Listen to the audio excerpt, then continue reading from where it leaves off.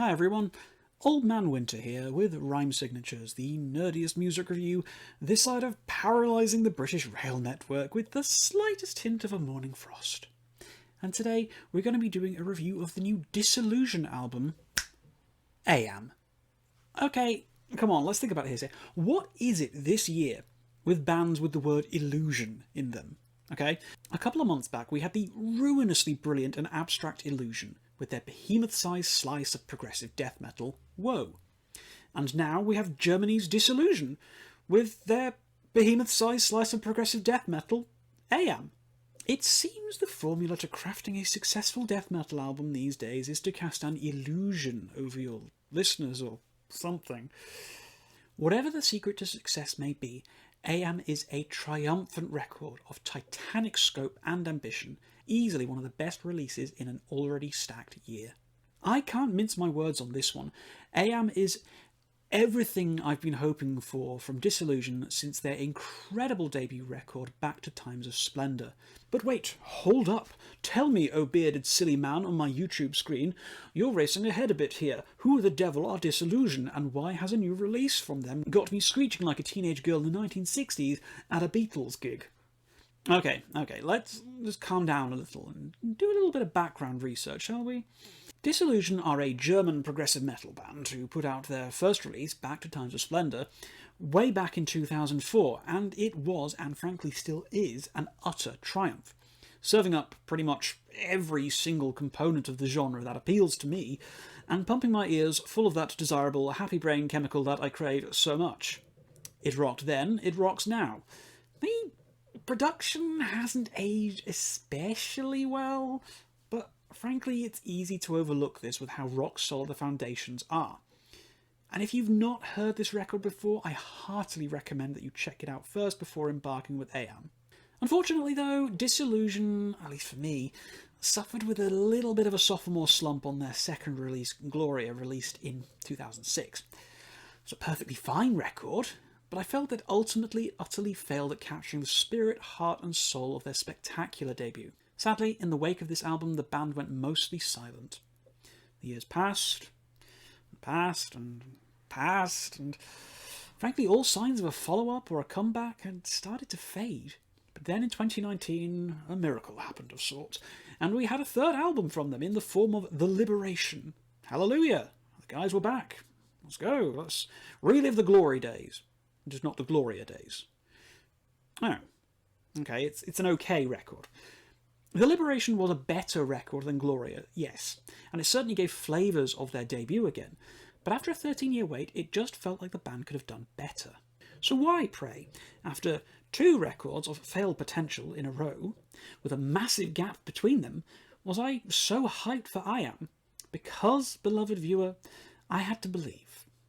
I do not mince my words when I call Back to Times of Splendour a contemporary progressive death metal classic, and be it naive hope or genuine well-founded optimism, when Ayam was announced my hype levels grew once more. The band teased out 3 singles before the release, and praise be, they absolutely slapped. This was the band I'd missed, that enormous sound, the punishing brutality, the sheer force behind everything, just the cinematic scope of the sounds involved, and the delicate introspective nature of the calmer moments. It all fit together so beautifully.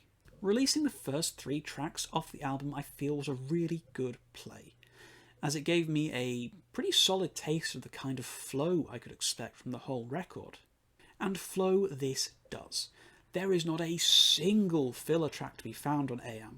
Everything is bold, attentive and commanding, each track serving a very specific purpose within the sound of the record. From the grandiosity of tracks like Am Abgrund and Abide the Storm, to gentle recovery moments like Driftwood and From the Embers, this album respects your time beautifully, never feeling like it's too much to handle or ever becoming overwhelming, but it still manages to have these sprawling runs of extremity on the senses. Every single element of Ayam comes together so well, so tightly, and so concisely. It's difficult to imagine that this band ever had any slip-ups prior to this. The density of the music, though, is probably the most intimidating aspect of Ayam, though. Make no mistake, this is not a record of immediate gratification. Like so many of my favourite albums ever, this is one that truly gives back to you the more you give to it. The subtleties of the structures and the complexities of the compositions only really start to make themselves known around 6 or 7 listens in. There's not much in the way of immediately accessible hooks or bumping choruses to be found throughout Ayam, but honestly that's just not the kind of band that Disillusion are. This record needs to be appreciated with headphones and zero distractions. It's just not the sort of album you can put on in the background whilst working on something else. I mean, sure, okay, you could argue that this is a detriment, and the lack of immediacy might be unappealing to quite a few people, and honestly I feel that's a very fair criticism. In this day and age, we find ourselves with less and less free time to dedicate to things that don't provide satisfaction within a short space of time. And I'll be honest with you all, were it not for my prior knowledge and appreciation of the band, I might have just simply moved on from this one after about 3 listens in, just because at that point it wasn't really grabbing me. In this regard, I would absolutely compare this record to White Ward's latest album False Light that I reviewed a few months ago. It's a slow burning treasure chest. You'll only find the gold if you take the time to unpick the complex series of locks throughout its finely inlaid exterior. Ayam is a challenging record, not just for its density, but for how much it's made me think in terms of its composition. There's always something creative coming up, something bold and interesting, but it's subtle. This isn't a insert circus music here album, or a cowboy hoedown outro one. This is a record that builds on its intrigue in layers, managing to segue between dramatic stylistic shifts without batting an eyelid. It is a smooth, deeply drinkable bourbon. It is suave and sophisticated in ways that only a progressive death metal album can be.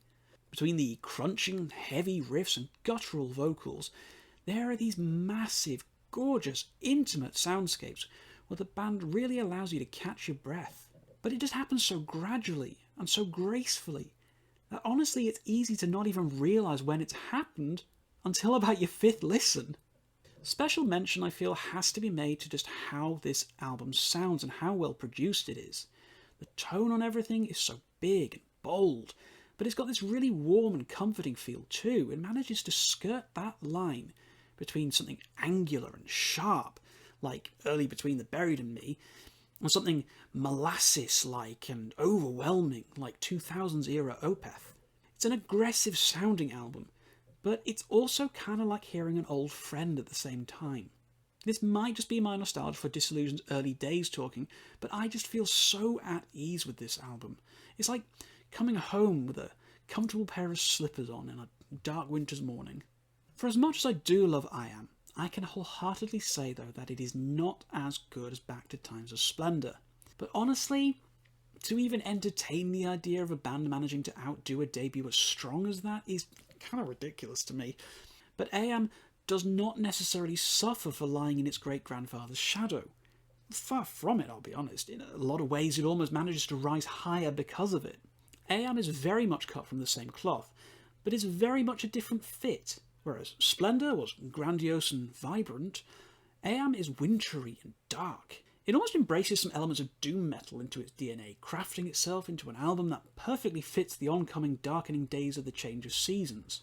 For that, I can't do anything less than adore this record. It has come out at a perfect time in my life for me to appreciate it fully, and it has acted as an appropriate mouthwash for the prior disappointments of Deliberation and Gloria.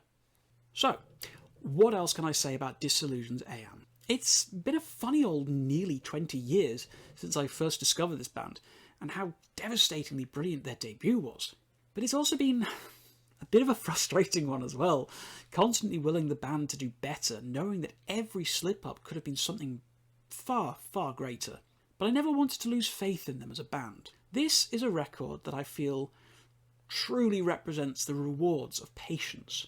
It may have taken them 18 years and a few records in between, but I thoroughly believe without a shadow of a doubt that the band has found the magic that they harnessed back in the day, and they have crafted a fantastic record that will stand the test of time magnificently.